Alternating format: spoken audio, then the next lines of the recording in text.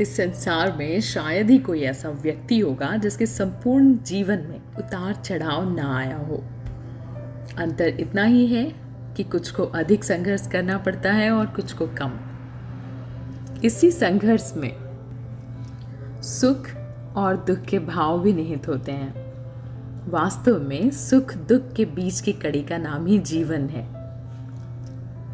विद्वानों का मत है कि जीवन जीना एक कला है और गुणीजन अच्छी तरह से अपने जीवन का निर्वाह करना जानते हैं। इसमें मितव्ययिता बहुत उपयोगी गुण है।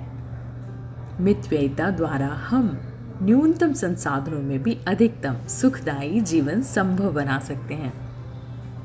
भगवान महावीर ने मितव्ययिता की दृष्टि से इच्छाओं के परिसीमन और व्यक्तिगत उपभोग के संयम का सूत्र दिया है। संयत ही हमें त्याग पूर्वक भोग करने की ओर प्रवृत्त करता है।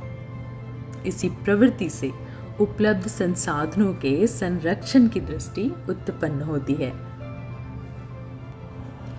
संसाधनों का संरक्षण प्रकृति के दोहन को कम करता है। इससे हम भावी पीढ़ी के लिए अधिकतम संपदा छोड़ सकते हैं।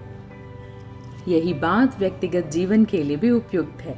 हम कम उपभोग और मितव्ययिता कर धन और संसाधनों की बचत कर सकते हैं। यह बचत हमारी उन्नति का आधार बन सकती है। व्यक्ति से इतर किसी भी समाज और राष्ट्र के लिए भी मितव्ययिता महत्वपूर्ण गुण है। इसका अर्थ केवल धन और भौतिक संपदा के अल्प व्यय से नहीं है। इसके मायने बहुत ही व्यापक हैं। मितव्ययिता हमें प्राकृतिक संसाधनों, शब्दों और आहार में भी रखनी चाहिए।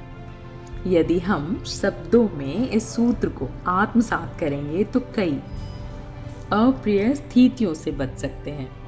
इसी प्रकार आहार का संयम हमें पर्याप्त पोषण प्रदान करने के साथ ही कई व्याधियों से बचा सकता है, क्योंकि भोजन की अति भी घातक होती है। महात्मा गांधी ने मितव्ययिता को एक सभ्यता मानते हुए कहा है कि सच्ची सभ्यता वह है जो आदमी को न्यूनतम वस्तुओं पर जीवन निर्वाह सिखाए।